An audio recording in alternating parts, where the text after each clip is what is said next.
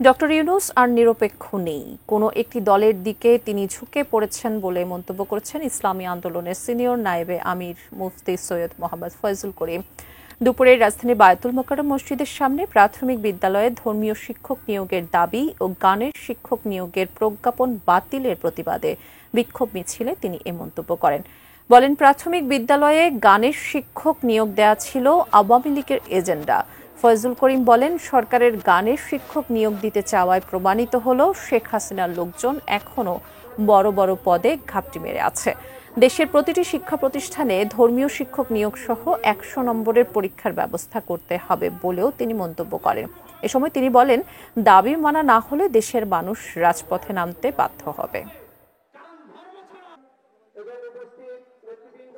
বাংলাদেশের প্রত্যেকটা শিক্ষা প্রতিষ্ঠানে যে সমস্ত বিশ্বাসী সহিষ্ণুভাবে কোরআন তেলাওয়াত করতে পারে এরকম শিক্ষককে নিয়োগ দিতে হবে।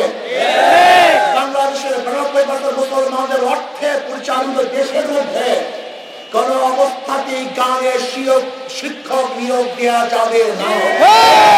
প্রজ্ঞাপন বাতিল করবেন।